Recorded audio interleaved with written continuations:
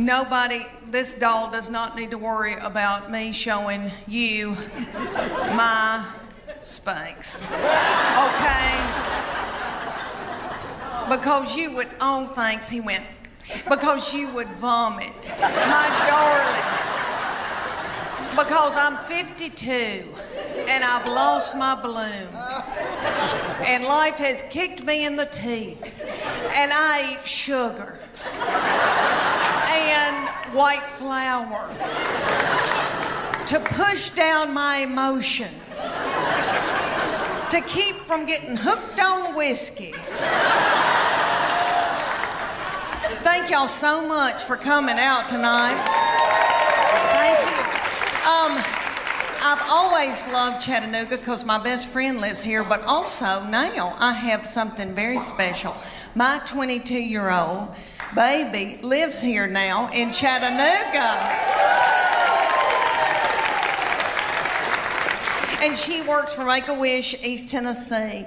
And you may have seen the video that Trish was talking about that's got over 15 million views, and I talk about her being mean. It's just to me. She's just mean to me, not other people. She holds it in so she can spew it out onto me. But she knows she's very sweet and very precious, and she's been backstage with me. But no, I'm not going to show you my Spanx, and you better be thankful I don't have on my Soma panties tonight. But my Spanx is like folding down over my stomach as we speak. I have my husband and my 3 grown children. I have a 25-year-old boy that's married to a darling little girl. And then I have my 22-year-old daughter, and then my 20-year-old daughter, and she's still in Knoxville with us. And so these children grew up and left me with their daddy. And he is so not fun. And so he doesn't chat. And so I'm just at home talking to myself. And we've got 2 beagles, and we miss these children so bad that we just sit and kiss them in the mouth. So I'm trying to adjust to just being with their daddy, and so I bought him tickets to go see Def Leppard and Journey. Woo! Okay, let me tell you. Have y'all been to concerts lately with old people that are older than I am? Okay, we went, and I thought, oh, we're going to have a fun date. And I said, where are we going to go out to eat? And he goes, I don't have time for that. It was on a weeknight, so he went to the Pilot and bought himself a tall boy. And I think that's what it's called, and an egg salad sandwich from the Pilot. And so I didn't get to eat, and I was so hungry. And it dawned on me at a concert. You know, when I was 20 and I'd go to a concert, I was at University of Tennessee, and so I'd go to Thompson Bowling. And I'd wear a crop top. And I didn't care about eating. I wasn't hungry, you know. I was thinking what boys were going to be there, and I had on little bitty breeches. Because I still had a metabolism and my thyroid was acting right. Okay. So we go to Def Leppard and Journey, and everybody there is our age. And everybody's worried about the snack bar, first of all. And I was too. And I was so hungry, and I noticed that people had big Diet Cokes, like big buckets of Diet Coke, and were sucking on those big buckets of Diet Coke while the concert was going on. And every once in a while, somebody would stand up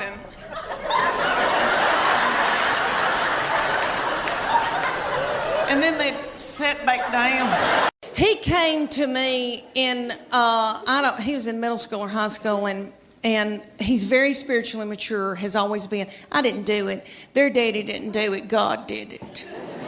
But we call him our little Billy Graham. But anywho, so he was dating a little girl, and he came home, and I said, what y'all been doing? And he said, we've been watching a movie, and we were kissing. I said, oh. That's normal. That's okay. But I said, baby, before you know it, one thing can get out of hand. You've got your arm around somebody, and then you've got your hand on her leg. Things can get out of control. He looked at me like I was crazy. And he said to me, Mom, I've prayed about this. Nothing like that's going to happen. And I know he meant that. And all I could think of to myself was some of the nastiest things I ever did.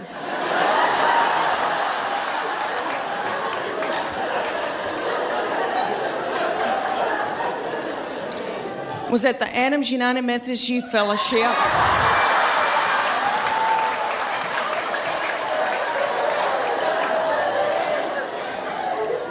On a hayride. I don't know what it was about hay that set me on fire. I wish it did now. I could get a new purse out of that. Do y'all know what I'm talking about? Youth groups. And we've all, here in the South, we've all been raised in church, Did y'all ever go to a lock-in?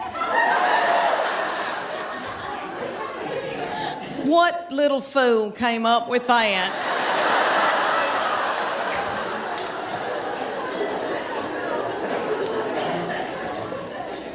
Y'all know that it was some precious little woman maybe, and they were like, they were in a committee meeting, and she was like, oh gosh, y'all, we need to come up for something for all the hormonal teenagers. I know. We'll put them in the church building and lock the door and turn the lights out and leave them there all night. Maybe somebody will end up pregnant. All my children are yummy, and I'm in love with them, and I love my girls, and I know that when I'm in the nursing home, they'll be the ones to come and pluck my chin hairs. Because he is now since married and gone off with his wife and her people. And that's what boys do. They cling to their wife. That's biblical. He said to me, Mom, she is now my immediate family. You are my extended. That's what he said to me right before they got married. And he said, Mom, that's biblical. I'm supposed to cling to my wife. And I thought, why did I show him the Bible? Well, he has always been spiritually mature. We call him our little Billy Graham. My husband and I, we didn't do it. God did it. I'm full of sin. Okay. I've been washed in the blood, but I've been a horrible, horrible person. Not too bad, but okay. So this baby has been just like an old man all of his life. Let me give you an example. He had a little girlfriend in high school, and he would go over to her house and they'd watch movies. And he came home one night and he used to tell me everything. And I said, what y'all been doing? He said, well, we've been watching television and kissing on the couch. And I said, okay, baby, okay. That's all right, that's normal. But I said, before you know it, you've got your hand on somebody's leg, your arm around, and things can get out of control. And I just say, slow it down. He looked at me like I was crazy. And he said, Mom, I've prayed about this. Nothing like that's going to happen. And I know he meant that. And all I could think of to myself was some of the nastiest things I ever did.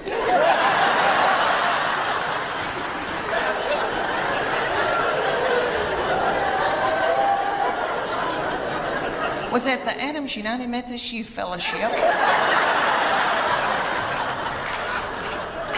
on a hayride. I don't know what it was about hay that set me on fire. I wish it did now. Because I could get a new purse out of that. Okay, y'all, have you ever heard of lock-in? I know everybody in here that has been from Chattanooga has probably been raised in church.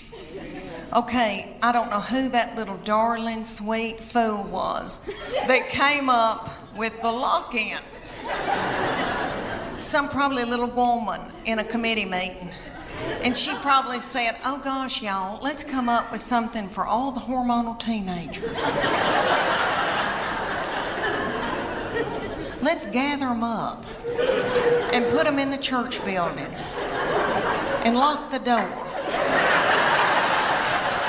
and turn the lights out and leave them there all night. Maybe somebody will end up pregnant. I thought this, especially my very first one with Paula Dean attached and Warner Brothers, it was Tom Warner and, ABC bought it before we could get out of the parking lot. Right. And I had a showcase at Laugh Factory, and I knew I had done well. I knew I'd done well. It was one of those things in my career where I thought I just killed that. Yeah. And I thought I was on top of the world, and people were calling and wanting to do interviews with me and all that. And then one day they just call and they go, "It's over. There's a writer's strike." I was like, and my husband bought me a dog, this old beagle that's laying down here snoring, to help me get through it because I was devastated. I thought that was it. And me as a comedian growing up, my idea of stardom is a sitcom. I wanted to be Ray Romano, Roseanne. That was my dream, Tim Allen. And then, so that when that ended, I was devastated. I think I went into a clinical depression. I understand. And then I got the second deal and thought Matt Williams had created Roseanne and Home Improvement. Nick at Night came after me. Yeah. They gave us money to shoot a pilot. What happened with that? Matt Williams said, Leanne, I think this is more of like a kid's Disney skunk is loose in the living room kind of thing. And he goes, and I don't do that. And can you trust me? And I said, yeah. So we took it from Nick at Night. And I think it may have gone with, I say that, I don't know. And then TV Land wanted it. And then I knew the minute they said, yeah, we want it. They held on to it for 9 months. And I knew in my heart, they don't want this. They don't want it. And I don't know what they're doing, but they don't want this. Yeah. And I feel like I think people are, when I come out to LA and we pitch in meetings, I think people are fascinated by me. I think they think, oh, look at her, like an animal in the wild kind of. Yeah. Look at her. But I don't know what it's just, but I know people that have had 9 deals and didn't get anything, so. Let me tell you about this baby. We are becoming the best of friends, really, because she's now 21 years old, and she has always been a beauty and so smart and fun and hateful. Okay, so now not to other people. She holds it in when she's in public so that she can come home and let it out on me. And that's okay, I'm her safe person.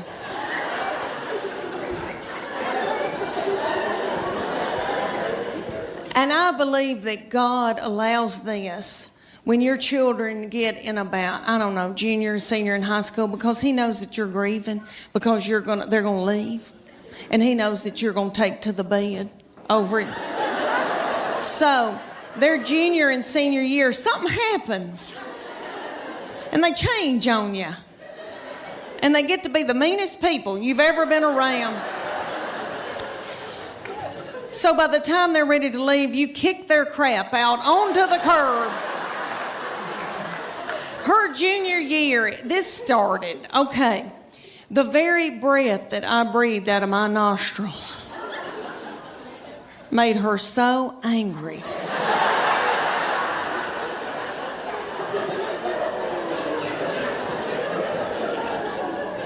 We were not allowed to eat cereal in our own home.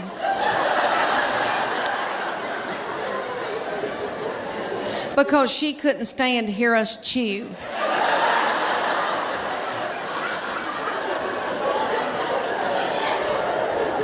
And I don't mean to talk about her because she had a lot on her.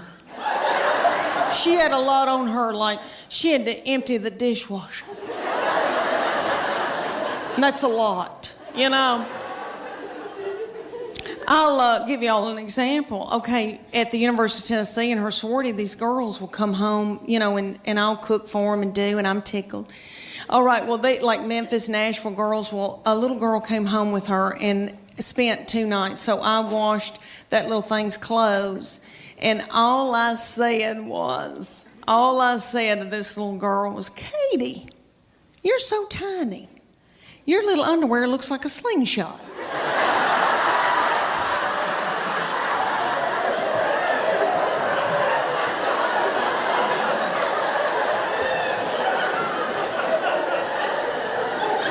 That little girl thought it was funny, and my baby went.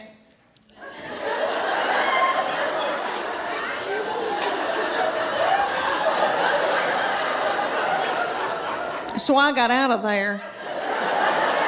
So when that little girl left, I came back in, I went, what's wrong with me saying that her little panties look like a slingshot? I wish somebody'd say my panties look like a slingshot.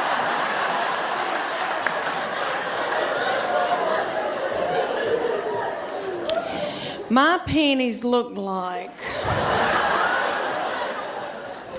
Have y'all ever seen Mel Gibson in Braveheart? You know when they pull that big ball out and that thing looks like it's a catapult. They pull that big ball, fling it, and kill a bunch of children with it. That's what my panties look like.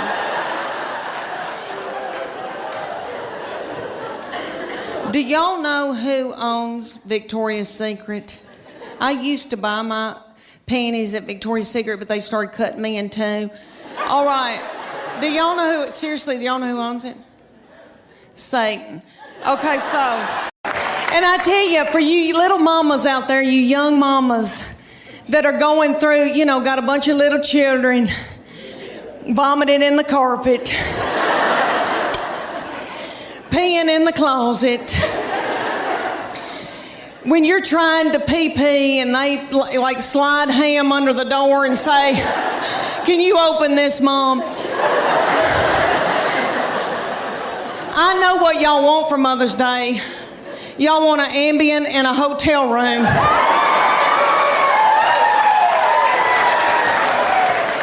I hope y'all get it. I hope y'all get it. When you get to be my age, and I'm 51 years old, honey, you beg your little children to come home and be up your butthole.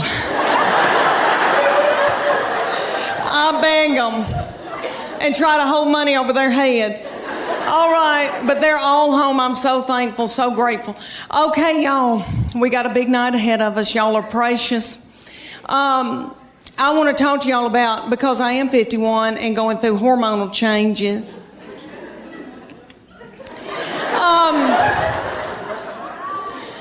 Okay, I am with their daddy, and these children all walked off and left me with him.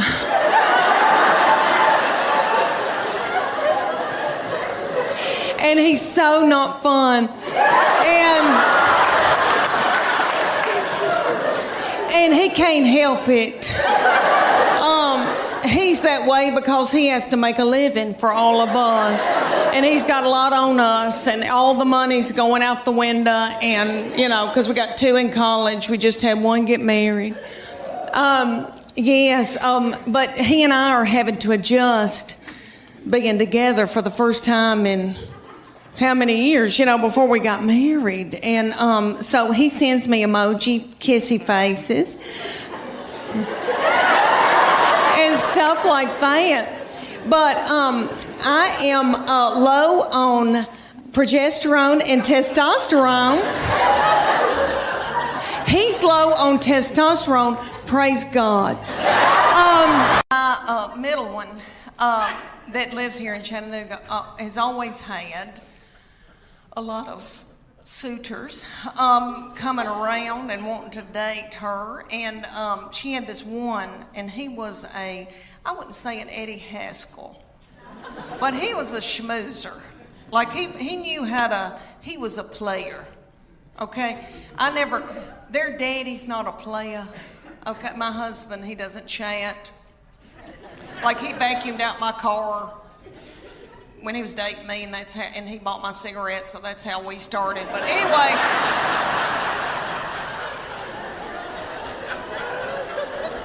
it was the 80s. But anyway, the young people call it playa, you know, some fast-talking boy. She had this fast-talking boy coming around, and he would say to me things like, "Miss Morgan, you look beautiful today." And I was like,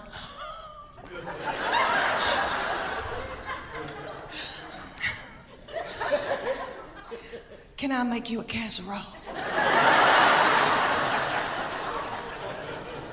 Thank goodness they broke up, because I was exhausted. I was mopping the floor and blowing my hair out every day. And I don't do that. Let me tell you why I got played.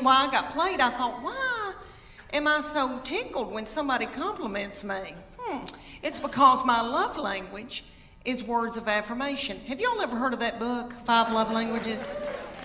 It is wonderful, and it works. It's the real deal. My husband and I went on a Sunday school class retreat when our children were little, and we watched this little frail man talk about it. Okay, and it was on Oprah, so you know it's real. But anyway, what it is there's 5 love languages, and you get the book, you read the book. Well, you don't really, I don't read the book. But anyway, you take the test, and it tells you what your prominent love language is out of those 5, and it tells you what your partner's love language is. So then you can go home at night and feed your partner their love language, and they can feed you your love language, and then your love tank feels full.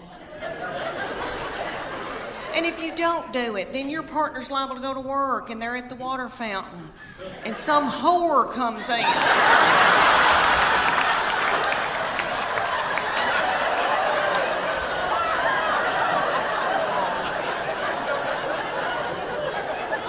And feeds their love language. And then they feel a tingle.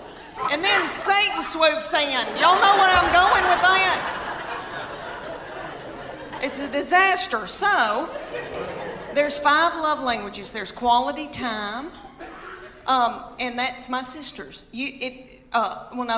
Quality time, but you just can sit and watch ESPN with somebody, you know, which I don't want to, but I mean, you just sit with somebody. Okay, then there's gifts, and you can just give them a card and they feel loved. It doesn't have to be something expensive. Okay, then there's physical touch, and most women in here will go, "Oh my gosh, that's my husband's physical touch.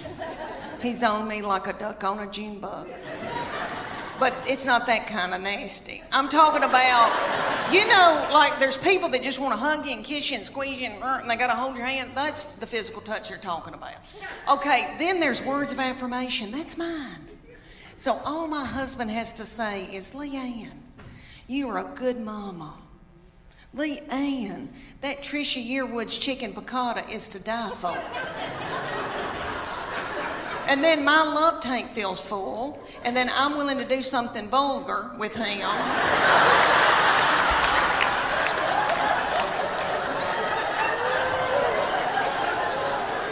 And then he gives me money to get my hair highlighted. So you see how it all works out. So his love language, the 5th one, is acts of service. So I have to go and build a set of shelves in the garage. Okay, let me tell y'all that my middle one, we go and get spray tans together. And I love them, and I feel thinner in them. If you're going through a hard time, go get a spray tan. Makes you feel like a movie star.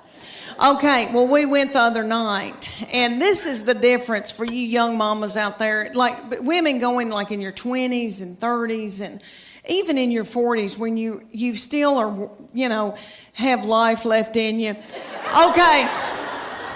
There's something happens to you when you're in your 50s, and it is wonderful. You don't care, okay?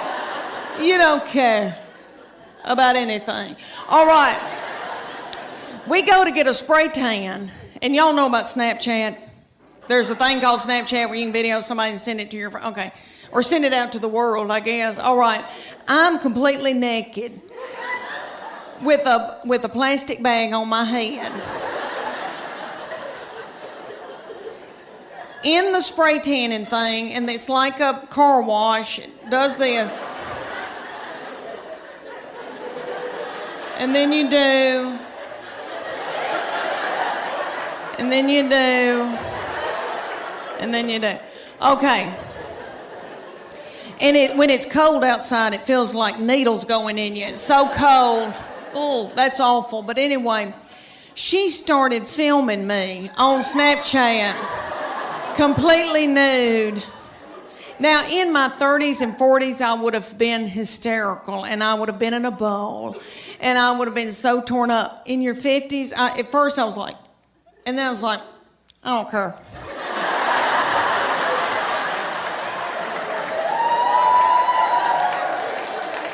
I think I may have gone. I don't care. I don't care. It's a wonderful feeling. I hope y'all can all get to that one day where you don't care. Honey, it's wonderful. I'll never forget the day that I found out about her, and I feel terrible about it now. But I was overwhelmed. I knew something wasn't right. I didn't feel good. I thought, oh my gosh, surely I'm not pregnant this quick, this soon. And you know when you got to know something, you got to know it right then. I had to know right then. I grabbed up my 2 babies and diaper bag and all that stuff you take with you everywhere you go, and I went to the Walmart in the foothills of the Appalachian Mountains. And I bought an EPT pregnancy test, and I took it in the stall at Walmart. And I tinkled on it. And my 3-year-old boy looked at me, he said, "What, is it positive?"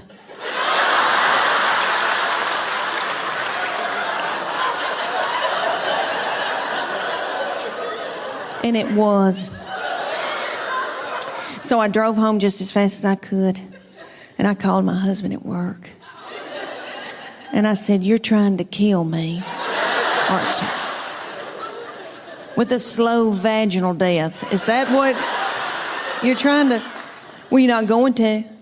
You better get home right now, because I'm going to walk out in the woods and let the animals eat me."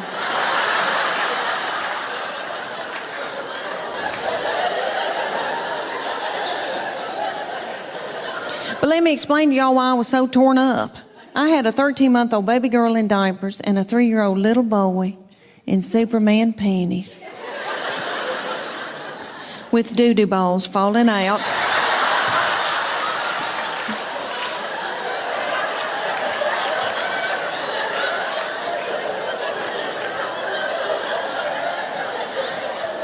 At the grocery store. I thought, oh my Lord, did anybody see that? I don't have anything in my purse to pick it up with. Is some little child gonna think it's a milk dud?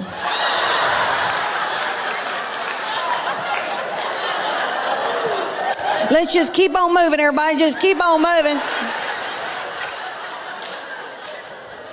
But God knew better than I did, because she's been a doll baby, but she's ruined. And I know I'm the one who did it. I was tired and beat down. So, anybody here who has more than 2, you know, good night by that 3rd and 4th one, you got to let them do what they got to do, you know. She still cries over anything. She cries because she knows she gets her way. I said, "What's she crying about?" "She wants your toy." "Well, just give it to her." I can't deal with it. Let me tell y'all about her. I have treated her different from all the other ones, honey, because, all right, everything that she'd do, like she'd start crying when she's a baby, because babies, you know, the 3rd, 4th, and 5th, you know, they cry, and you just let them. And I'd be like, "What's she crying about? She wants your toy? Well, just give it to her."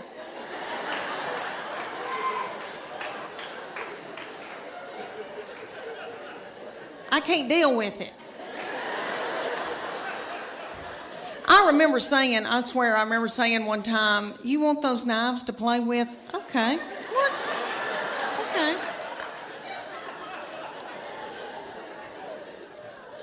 When she was at getting her driver's license, so different from when the first one got his. Honey, he got his, and we were so strict with him. We'd say, you can go to school, but you got to call us when you get there. You can only come home. And then after 6 months, we were like, you can go to Steak and Shake. And then you got to come home. So strict. Then the second one didn't care anything about driving, really didn't start till she was close to 17. Well, this baby wanted hers the day she turned 16. I didn't think she was going to pass it because she doesn't care. So, but she did because she's smart. All right, let me tell you, she's one of those kids that, I know y'all know people like this. Like if I gave her $20 and said, make it to New York tonight, she would do it and have money left over. Like she's, you know, people like that, like got it up. Okay. So she passed that test. I was so mad because I thought, oh, I'm not going to have a baby in the car with me anymore, even though when they're in middle school and high school, isn't that aggravating? When they turn that radio up and it's blasting and I don't like that song and booming and a-doing. And then I'm trying to drive and I feel like when I can't hear, I can't see. Oh, I don't know. It's awful. But she went and got that darn driver's license. And this is how different it was raising her from the first one and the second one. She got that driver's license. My husband and I were sitting there at night, and he said, where is she? And I said, I don't know.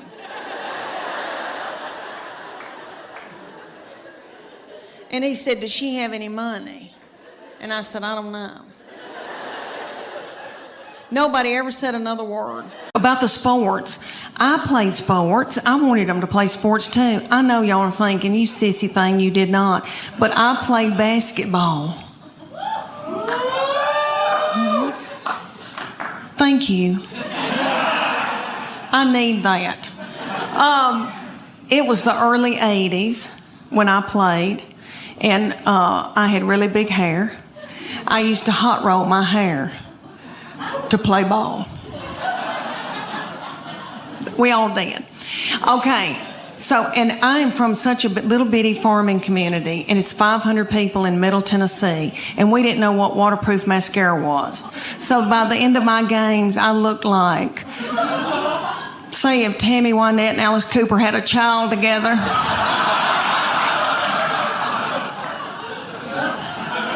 I was a forward. Sometimes I had to be the center if Mary Dallin had to take her baby to the health department. My husband is very smart, does very well. We are sucking the life out of him. He is a nice-looking man, but he has a receding hairline, and he hates it. I think it's handsome, but he hates it. So I said, why don't I take you to my hairdresser and we'll get her to buzz you one of those haircuts real close to your head, like Justin Timberlake. You know what I mean? Like real close to the head. Well, we did it, and we didn't know his head was pointed.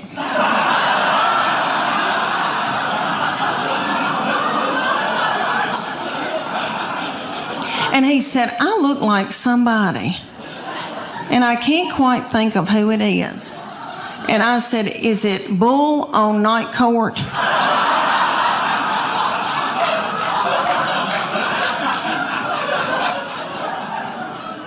He said, no. That's not who I was thinking about. And about 3 days later, he said, I know who it is. It's that lazy starfish Patrick on SpongeBob SquarePants. I got to get a thing of water, honey. I'm spitting cotton. Oh, y'all. I'm so much more, way more than I have. And since I had a baby in the hospital, I probably weigh about the same that I had a baby in the hospital. And back then, I remember thinking, oh my gosh, what in the world's happened to me? And I had my class reunion right after I had my first baby, and I wore a big jumper, and I was nursing.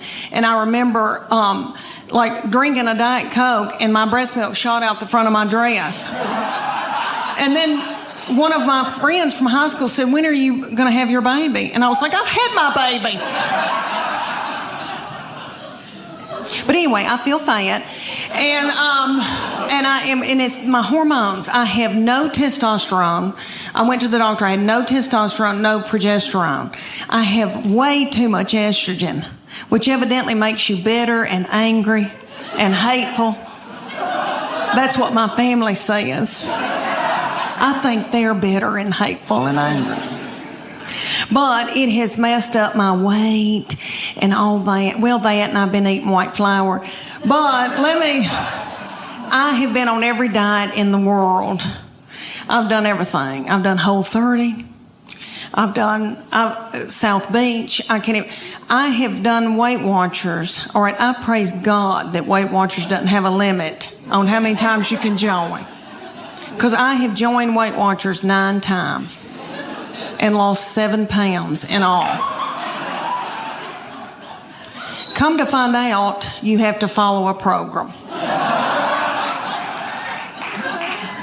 I know that, but I go because the meetings are funny, and it's like going to a comedy club. It really is. It's like AA, but it's for people who eat their emotions, and that's who I am. I eat my emotions. Like my husband would come home, and the kids would be fighting, and he'd say something like, "What have you done all day?" And I'd eat a hot dog, and I don't even know where it came from. Well, I had to keep from drinking whiskey. I didn't want to get hooked on whiskey with little children. So I joined Weight Watchers so many times, and this last time, Oprah bought it. And they had Oprah on TV, and she was twirling pasta on a fork and running through tall grass. And I thought, well, if she can do it, I can do it. No. So, no, turns out, no, for the 9th time. But what the deal is they give you a point value on food. So, fruits and vegetables are free.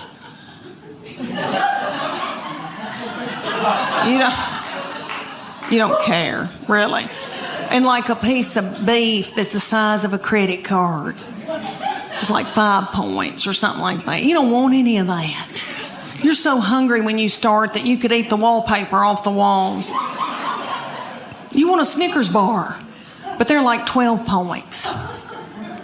My sister goes on it every time I do, and she'll call me and she'll say, "It's noon and I've eaten all my points." Oh, y'all, I've done every kind of exercise in the world. And when I was y'all age, I was so gung-ho.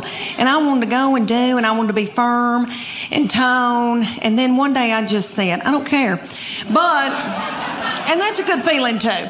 But when I was y'all's age, I was big into CrossFit. Do y'all have CrossFit here? Ooh, I hope y'all don't end up in a boot. All right. It is bad mamma jamma. And it came to Knoxville, and these young boys in their early 20s opened it up, and they were darling. And they both had little fannies that looked like baseballs. And I wanted my fanny to look like a baseball. So I got my good friend Becky. Becky and I joined CrossFit together. For those of you who don't know, it's like military moves, push-ups, pull-ups, that kind of thing. They'd put a big tractor tire in the parking lot, and they'd set Becky in it, and I'd pull her across the parking lot while she held her purse.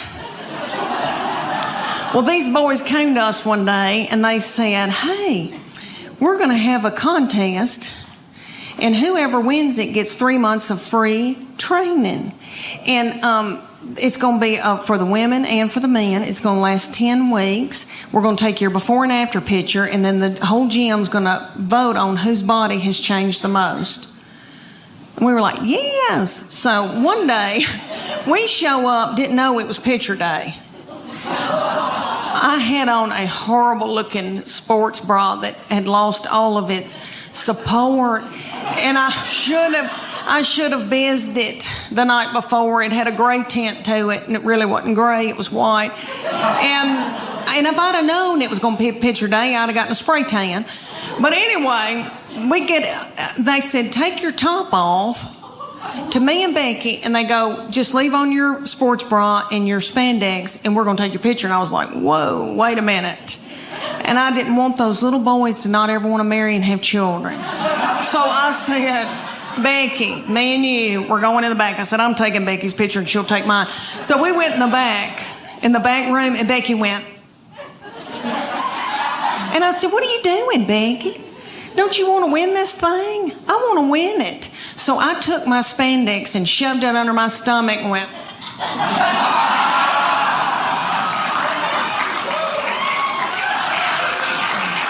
Thank you. Oh, it was a sight. These kids put it on the internet because that's what kids do. So if y'all Google it and you see this poor woman with her head cut off with these 2 feed sacks, oh, it was a sight. But what they said, they go, okay, and when I saw that, I thought, oh my gosh, you are what you eat, and I look like a big bun, is what I look like. But they said, you're going to eat paleo, and it's what God put upon the earth to sustain us. So if you can run it down and kill it, dig it out of the ground, pick it off of a bush, you can eat it. So that's lean meats, fruits, vegetables, nuts, berries, and seeds. That's no grain, no dairy. When's the last time any of y'all ever got off of white flour? Anybody? Oh, and you still can yell. Okay. Good for you. Oh my gosh, I had the shakes. Becky and I both were shaking. We drank a bunch of coffee. Then we had to have our teeth whitened. Anyway, my husband said, you are so hateful. Will you please eat a piece of white bread? I mean, it was awful. I mean, oh, how horrible if somebody had to get off of heroin.